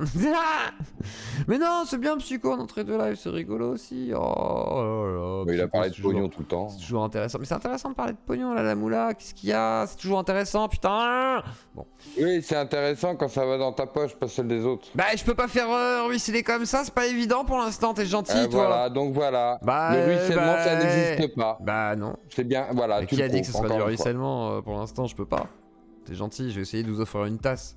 Des fois, tu t'égares avec tes invités de droite, c'est vrai. Mais comme avec les invités de gauche, hein, je pense. Je pense que je m'égare souvent. Hein. C'est le but. Hein. Le but, c'est la naïveté. C'est le candide. Et c'est de poser toujours plein de questions. Pourquoi? J'ai pas compris. Pourquoi? Et en fait, c'est pas pour rien. Ça, c'est vraiment une façon de... Comment dire? Quand vous posez plusieurs fois la question pourquoi, la personne va essayer d'articuler son raisonnement, essayer de vous réexpliquer avec une autre façon de faire en principe. Et souvent, on va vous reposer des questions d'une autre manière. Et ça vous permet de cerner un peu plus la façon de penser de quelqu'un. Et c'est ce qu'on appelle de la maïotique en fait. C'est juste tu dis pourquoi? Je comprends pas. Et c'est juste voilà. Et le but, c'est pas forcément de juger, c'est juste d'avoir ce que les gens pensent. Donc dans l'interview confuse, la plupart du temps, c'est ça. C'est pour ça que je laisse aussi des gens des fois débités. Après, j'essaye d'aller ailleurs quand ça devient un peu trop chiant et tout, le truc trop technique à la con. Voilà. Mais bon, après, il y a des gens que vous pouvez pas arrêter, hein, vous l'avez constaté. Mais en gros, voilà quoi, là-dessus, voilà. Mais après, c'est vrai que je vais commencer à un peu... écrire certaines interviews peut-être pour essayer de... Voilà, mais pas trop, parce que je veux que ça garde ce côté foutoir et discussion ouverte et débridée par moments. Mais Pollux, il est totale autonomie, donc oui, non mais voilà aussi, voilà, non mais on est d'accord. Non mais la vie... Après, tu as des références qui sont données aussi par tes modos ou d'autres viewers qui t'envoient des trucs, et ça c'est intéressant, mais je pense que préparer un petit peu, avoir une feuille de route, quoi, en fait, c'est pas mal, parce que des fois on peut se retrouver coincé, enfin tu peux te retrouver coincé, soit par des choses qui sont un peu fausses. Ouais, mais une feuille de route, tu te fais vite baiser aussi, parce que ça va vite des fois, hein. T'as fait le truc en une demi-heure, quoi. Ouais, ou un plan, au moins des grandes lignes, quoi. De toute façon, mais ça, je le fais en fait. Ça, par contre, je le fais toujours en amont. Après, c'est comment t'emmènes les personnes sur ce que tu veux ou machin, c'est pas toujours évident, quoi. Il y a des gens où, voilà, c'est plus compliqué, donc il faut du temps. Ça, tu sais très bien le faire. Enfin, moi, de ce que je vois, tu arrives à garder la ligne. C'est la force de la chaîne, d'ailleurs. On essaye. Après, des fois, je la garde un peu moins, mais bon. Vite fait, les 3-4 thèmes que tu veux absolument aborder, c'est pas mal en vrai. Oui, non, mais je le fais, ça. Hein. Je fais en principe, je fais assez vite les thèmes que j'ai. Sauf si les thèmes, après, sont assez lourds pour pouvoir faire des trucs derrière. Et demain, par exemple, on va être sur un truc un peu plus progressisme. Voilà, parce qu'on n'a pas pu le faire hier. Donc demain, vous savez, on va parler wokisme. Wokisme, religion d'État, dangerosité pour nos vies, nos enfants et nos zizi. Est-ce qu'on va se faire couper la bite ou les nichons? La question va être encore posée. Encore, oui, encore. Et toujours. Donc voilà. Mais effectivement, c'est pas évident. Et c'est compliqué parce qu'en plus, quand t'as une période où t'as moins d'actu, etc. Ou en plus, ça c'est un peu une période creuse de YouTube, où il y a un peu moins de monde, il y a un peu des gens qui se barrent et tout, tu sais pas trop. Donc, mais c'est normal, c'est la rentrée, je pense qu'il y a pas mal de choses qui jouent. L'actualité aussi assez anxiogène et tout, donc bon. Derrière, faut faire avec, tu t'adaptes. Mais c'est vrai que là, en ce moment, quelle ligne? Ligne éditoriale. Ma ligne éditoriale, c'est... parce qu'il y en a qui doivent se demander ce que c'est. Déjà, c'est la culture internet. Non, hop là, merci. C'est vraiment ce qu'on appelle la culture internet. Mais quand je dis culture internet, c'est vraiment tout ce microcosme et tout dont on parle, etc. C'est souvent et tout. Tout un monde qui ne parle pas, vous savez, au monde extérieur du commun des mortels. Les moldus. Vous savez. Et nous, on est dans un monde, là, on a traversé dans le métro une porte invisible et on est dans notre petit monde internet avec des influenceurs, des machins, des trucs qui sont notre petit star à nous. C'est notre petit monde. Bah, moi, je parle que de ça, en gros, quasiment. Et après, un peu de ce qui se passe dans le monde par rapport à cette fenêtre. Mais la fenêtre d'internet. C'est pour ça que quelque part, pour moi, c'est jamais une réalité. C'est pour ça que quand les gens parlent de politique sur internet, ça ne décrit pas pour moi la réalité concrète, absolue, etc. Voilà, quoi. On est sur notre perception selon nos médias. Je crois que nous assistons à une certaine maturation des émissions de The Clos. Enfin, j'espère, au travail as you road to level pro. Mais c'est ça le but, hein, je me pose des questions justement pour mieux travailler aussi, ce qui est logique. Je vais changer aussi le cadre du décor, je vais changer les trucs comme ça, donc... j'ai envie de faire un truc. Et on va faire un hommage à Tepa prochainement. Je vais voir comment on organise ça, mais je vais vraiment faire ça. J'aime bien quand tu dis que t'encules des mouches. Mais j'encule des mouches aussi, c'est vrai. Mais c'est vrai, c'est très souvent, mais c'est le but, hein. Des fois, c'est ce que je dis, un peu de légèreté ne fait pas de mal. Sur des sujets très sérieux, ou soi-disant très sérieux, moi j'en fais des trucs un peu gaguesques ou très ironiques. Et le but, c'est de tirer les traits aussi par moment. Donc... voilà, que ce soit de gauche ou de droite, ça tire les traits pour en rire aussi. Tu parleras que de fake-up. Quand de fake-up. Ah, on pourrait en faire un sujet, c'est vrai. C'est vrai que j'ai pas encore pris le temps. Oui, mais non, fonctionner en vase clos, c'est mortifère. Non, mais je veux pas fonctionner en vase clos, hein, par contre, c'est mort. Je veux juste un peu professionnaliser le truc. Je veux garder l'ouverture d'esprit de la chaîne.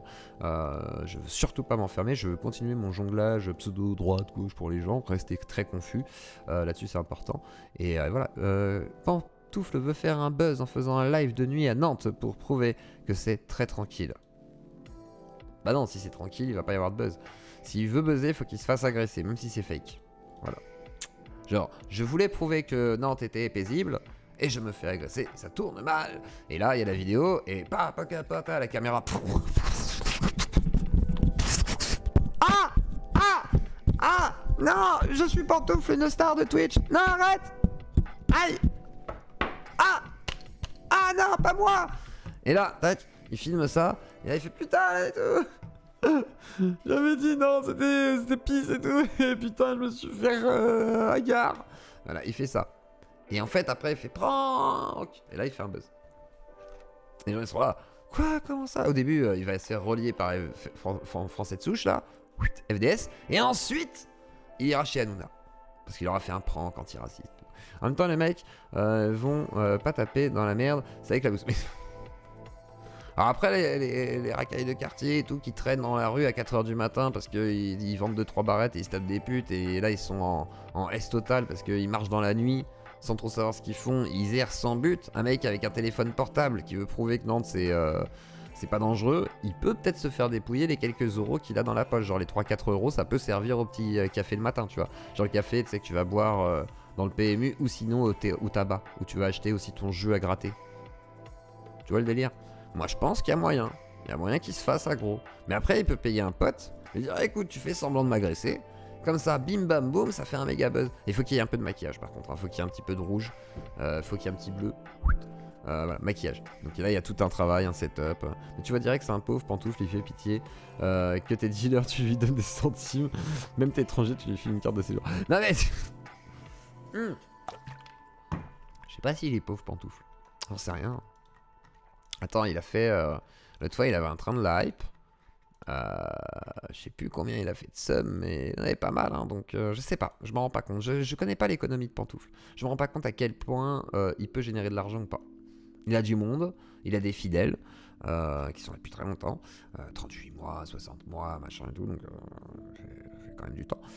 Derrière, ça se trouve, rien que cette petite communauté très consolidée, très niche, suffit peut-être à le faire vivre. Si tu gères la rétrospective sur tes pas, là tu as le level up, mais attention. Non mais là-dessus, t'inquiète, c'est déjà prévu. J'ai des gens qui vont m'aider. Dolgur, t'inquiète, là-dessus c'est... Justement, je vais même essayer de voir si... Voilà, bref, je peux pas en dire plus, mais voilà. Mais au pire on pourra en parler en off si tu veux, Nerf. Y a pas de souci. Mais ça c'est prévu. L'hommage à Tepa est prévu dans tous les cas. Quoi qu'il en soit, on en parlera. Après, dans quel cadre, comment et tout, ça va être plein de choses. Ouais, Mgélique, je ferme ma gueule. Dolgur. Mais je connais des gens quoi, qui pourront m'aider. Dolgur, c'est à toi. Pardon, je me tais.